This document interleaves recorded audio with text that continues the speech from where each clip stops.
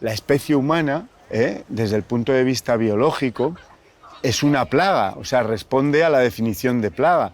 Somos una especie que surge hace 3 millones de años y nuestra proliferación en el planeta, por nuestra inteligencia, por nuestra arma que es el cerebro, ha sido tremendamente rápida y hoy en día ocupamos todos los ecosistemas, modificamos todos los ecosistemas y la población humana, ya sabéis, que tiene más de 7.000 millones de personas sobre la Tierra. O sea, es una cifra bastante insostenible.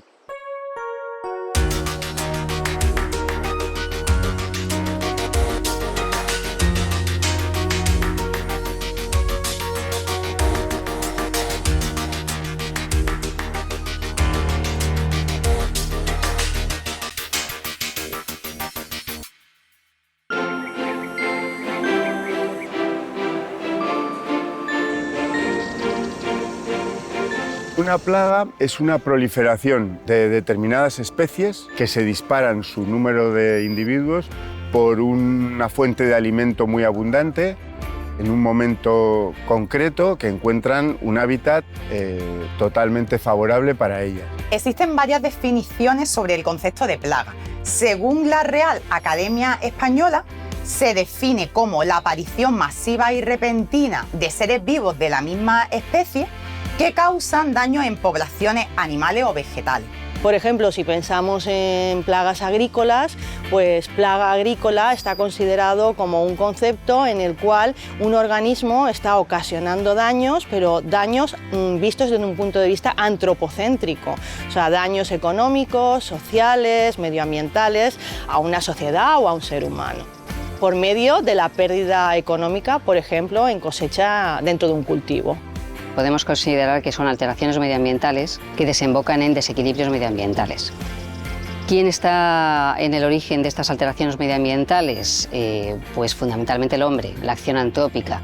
Somos nosotros quienes estamos alterando el medio ambiente y estas alteraciones están produciendo desequilibrios medioambientales que están realmente en el origen de las plagas.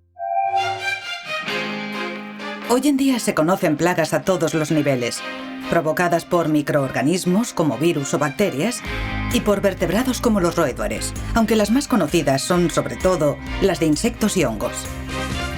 Y aunque el concepto de plaga realmente no ha cambiado demasiado con el paso del tiempo, lo que sí ha cambiado es la forma de abordar el problema, los métodos para controlarlas.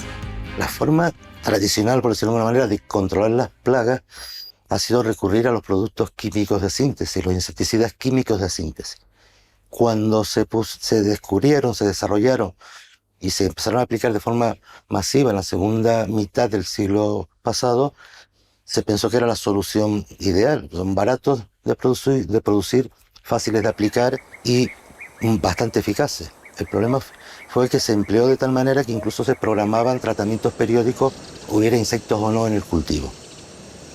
Esto llevó a graves problemas ambientales, graves problemas de salud y además a seleccionar poblaciones de insectos resistentes a esos insecticidas. Dentro de las distintas herramientas o métodos de control encontramos, por ejemplo, pues el uso de plantas resistentes, modificando el genoma de la planta para que pueda ser más fuerte ante la lucha contra la plaga o la enfermedad.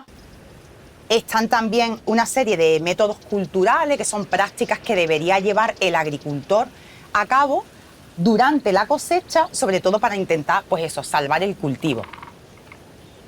También encontramos los métodos de control biológico, utilizando enemigos naturales de estos patógenos, y se intenta que la última forma o la última herramienta que podamos utilizar sería el control químico a través del uso de pesticidas o productos fitosanitarios. Como alternativa también al uso exclusivo de productos fitosanitarios, pues también tenemos el control biológico. El control biológico es una herramienta muy útil para, sobre todo, el control de ácaros, insectos, aunque también se puede aplicar, pues, o tiene cierto uso en el control de algunas enfermedades, incluso algunas malas hierbas. En cualquier caso, la medida más eficaz para evitar la aparición de plagas y que a la larga es la más rentable es evitar su introducción en una zona.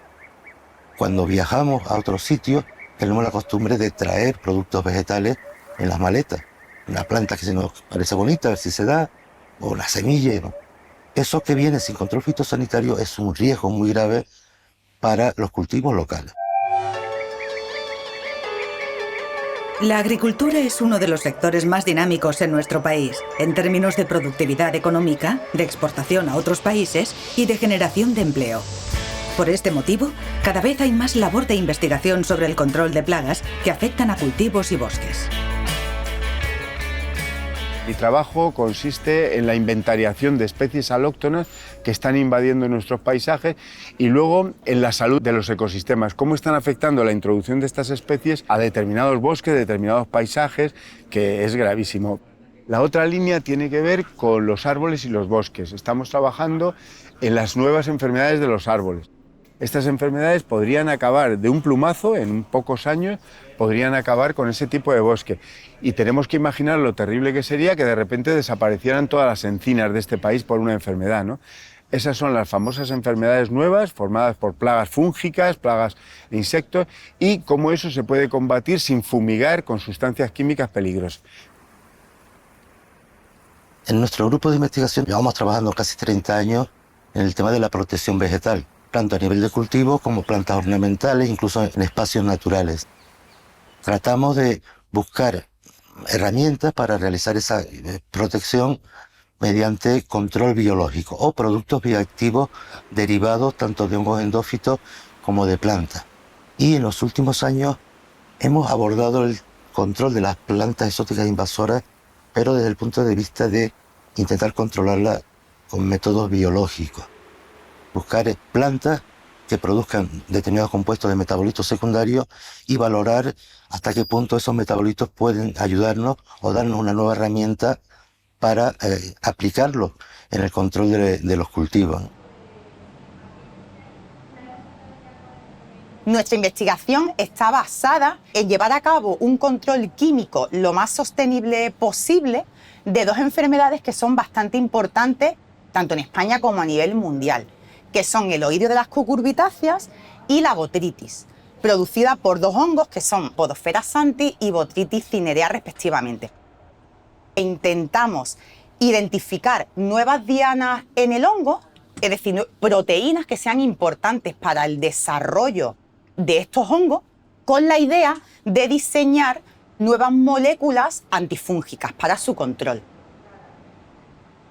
Y por otro lado, intentamos conocer los niveles de resistencia a los fungicidas que tenemos actualmente autorizados en España para controlar estas enfermedades y poder ayudar a los agricultores a conocer pues cuáles funcionan, cuáles no funcionan y que no apliquen por aplicar. Nuestra investigación se centra en la resistencia a los efectos del cambio climático que presentan plagas como el picudo rojo de las palmeras y la paisandisia. Estamos muy interesados en conocer cómo estas plagas resisten mucho mejor que la mayoría de los insectos condiciones desfavorables ligadas al cambio climático. Conociendo los mecanismos fisiológicos globales que subyacen en esta resistencia a condiciones adversas, estaremos mucho mejor preparados para diseñar tratamientos más eficaces. El control biológico es más seguro para humanos y medio ambiente y tiene el potencial de ser más estable y durar más tiempo que otros métodos de control. La progresiva prohibición de numerosos pesticidas y fitosanitarios que se van retirando del mercado está permitiendo que muchos agricultores descubran las ventajas del control biológico. Hoy en día hay muchísimas posibilidades en la lucha biológica y la utilización de compuestos que no tienen ninguna consecuencia para el ser humano en el caso de las plagas agrícolas y también las plagas forestales. Utilización de hormonas sexuales que atraen a los machos y entonces bajan la fertilidad de esas plagas, como ocurre por ejemplo con la procesionaria del pino, etc. Utilización de avispas que luchan o son parásitas de las larvas de esos insectos. etcétera. O sea, la lucha biológica está hoy en día a la orden del día. Tenemos unos beneficios directos también sobre la sociedad, y es que de alguna manera ayudamos o cooperamos en una disminución de sustancias tóxicas ambientales. Y esto pues beneficia evidentemente a la disminución de materias tóxicas en aguas subterráneas, en aguas superficiales, en zonas aéreas de áreas recreativas, de cultivos agrícolas, y por supuesto la menor toxicidad de la industria alimentaria que nos llega a los productos vegetales que llegan y que comemos en nuestras casas, ¿no?